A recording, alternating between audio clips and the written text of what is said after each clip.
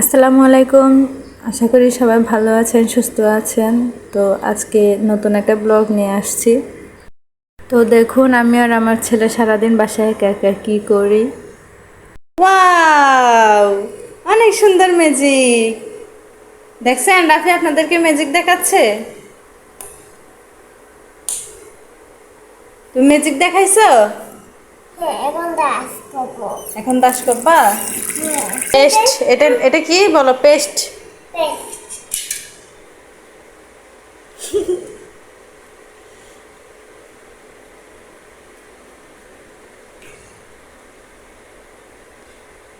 রাফি নিজে নিজে দাস করতে পারে? হ্যাঁ, রাফি বড় হয়ে গেছে।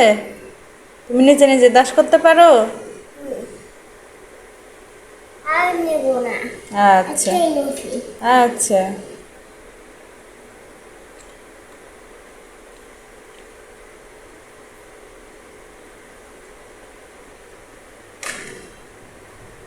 গুড, আমার দুঃখ শেষ। হ্যাঁ,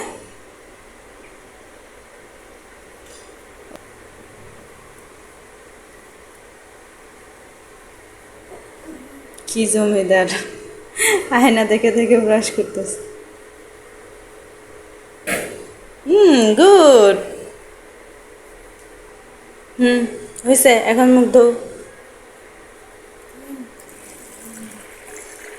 ওটা ধুইতে হবে না? ওটা ধুইতে হবে তো, এখানে ময়লা আছে।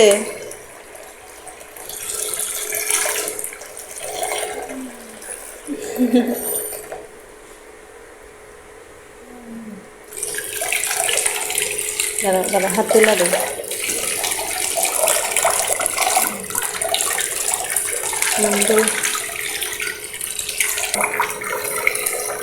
পানি খায় না, কুলি করে। চিন্তা করা যায় কিভাবে। মুখ ধোবা না?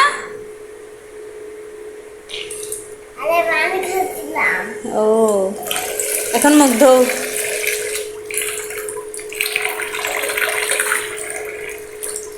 গুড।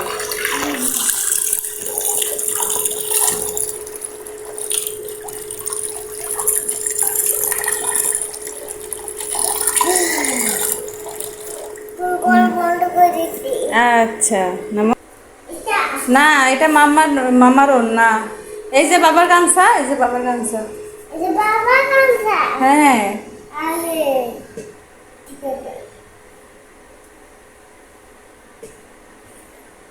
শেষ। আচ্ছা, এখন রুটি নিয়ে আসতেছি মাম্মা, ঠিক আছে? এটা খিচুড়ি না, এটা হচ্ছে আলু দিয়া ডাল দিয়া সবজি রান্না করছি। সবজি সবজি, এটা আলু ভাজি করছি ডাল দিয়া। ডাল দিয়া আলু ভাজি করছি। খেয়ে দেখো, অনেক মজা লাগে। এটা খিচুড়ি না তো বাবা, এটা খিচুড়ি না, এটা সবজি। কেন ভালো লাগতেছে না? কেমন লাগতেছে বলো? হ্যাঁ হ্যাঁ মা, ফ্রিজে আইসক্রিম হয় নাই? কিসের আইসক্রিম? আসো মামাকে দেখাবা কি আইসক্রিম রাখছো ফ্রিজে, দেখি। আসো।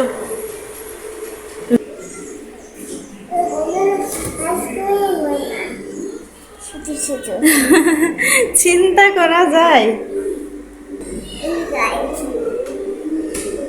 কালকেই রাখছিলা না তুমি এটা ফ্রিজে?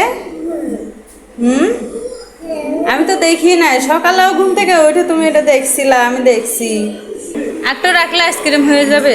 তুমি কি এটা রাত্রে রাখছিলা? রাত্রেবেলা রাখছিলা এই পানি? তোমার মনে আছে তুমি যে রাত্রে পানি রাখছো ফ্রিজে? ও পানি দিয়ে রাখছে নর্মালে, তো ও মনে করছে এটা বরফ হয়ে গেলে আইসক্রিম হয়ে যাবে। তোমার তো ঠান্ডা লাগছে বাবা, তুমি আইসক্রিম কেমনে খাবা?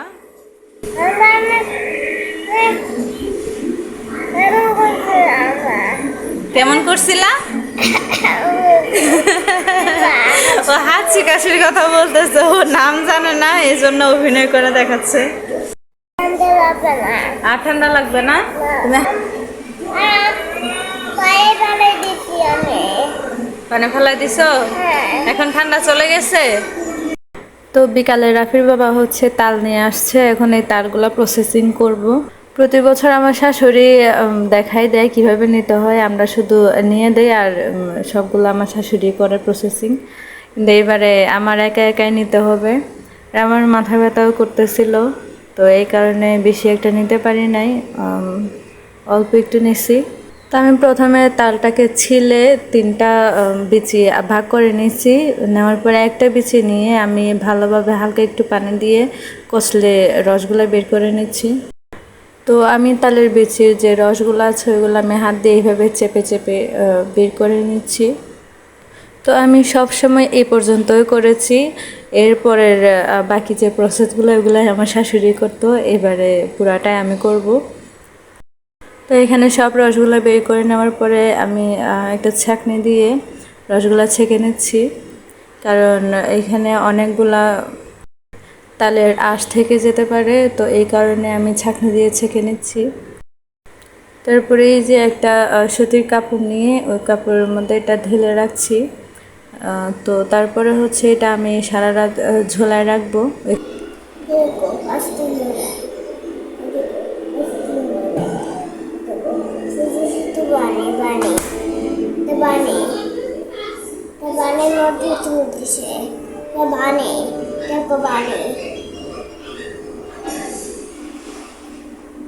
আহারে, আইসক্রিম হচ্ছে না। ফ্রিজটা মনে হয় নষ্ট হয়ে গেছে। মনে হয় ফ্রিজটা নষ্ট হয়ে গেছে। ঠিক আছে, তো তোমার আইসক্রিম হচ্ছে না কেন? ও ফ্রিজে লাইট জ্বলে না, এর লেগে আইসক্রিম হয় না? তো সকালবেলা উঠে দেখতেছি এখনো পানি ঝরতেছে। আমি এভাবে টাঙায় রাখছিলাম রাত্রেবেলা। তো এই যে একটা পানি যে বের হয়ে যাচ্ছে, এটা হচ্ছে তিতা পানি। এটা বের হয়ে গেলে তখন পিঠা বানাইলে আর তিতা লাগে না পিঠা, তো এই জন্য এই প্রসেসিংটা করা। তাল নেওয়ার সময় এই প্রসেসিংটা অনেকেই জানে না, তো এই কারণে পিঠা বানাইলে একটু তিতা তিতা লাগে।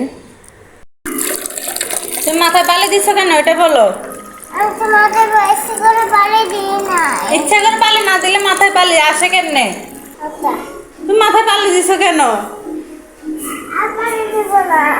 আচ্ছা, মনে থাকে যেন। হ্যাঁ, তো এই যে আমি তালগুলা বাটিতে নিয়ে নিয়েছি, তো এগুলো আমি এখন ডিপ ফ্রিজে রেখে দিব। তো বিকালে আমি ওই তাল দিয়ে একটা পিঠা বানাইছি। এই পিঠা আমি প্রথমবার বানিয়েছি, অনেক মজা হয়েছিল। কিছু তাল দিয়ে পিঠা বানাইছি আর কিছু ডিপ ফ্রিজে রেখে দিয়েছি। ওইটা হচ্ছে অনেক দিন ফ্রিজে রাখলে থাকবে, নষ্ট হবে না। তো ভিডিওটা এই পর্যন্তই। আর আমার ভিডিও যদি ভালো লেগে থাকে তাহলে আমার চ্যানেলটা সাবস্ক্রাইব করে দিবেন। দেখা হবে পরবর্তী ভিডিওতে। সেই পর্যন্ত সবাই ভালো থাকবেন, সুস্থ থাকবেন আর আমাদের জন্য দোয়া করবেন। আল্লাহ হাফেজ।